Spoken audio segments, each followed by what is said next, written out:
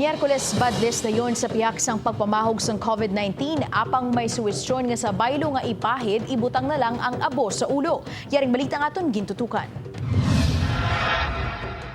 Sa masunod nga semana, isa naman kadako nga pagtalilipo ng matabo sa bahin sa mga Romanong Katoliko ang Miyerkules badlis nga tanda sa pag-umpisa sang Kwaresma. Apisar sang pagpamahog sang coronavirus disease 19, madayon ang pagbadlis apang may ginatanaw nga mga posibilidad ang simbahan kung paano ini patigayunon.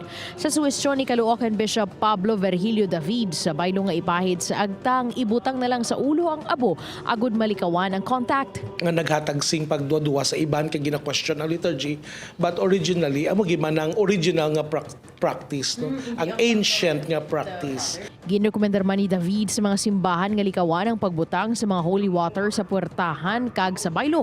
Hulaton na lang ang lay minister kag pare nga maglibot kag magwisik sang bendita. Apang sunod sa Diocese sang Haro, wala pa sang pinal nga anunsyo ang Catholic Bishop Conference of the Philippines na tuhoy diri. Gani kung ano ang kinaandan, amo sa gihapon ang masunod.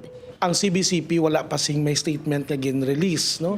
Kago diri naman sa aton, do nga sa iba nga diocese may mga suggestions na depende ina sa ila nga obispo. Upod kay Hans Desierto, Daryl Marie Sarmiento, 1 Western Visayas.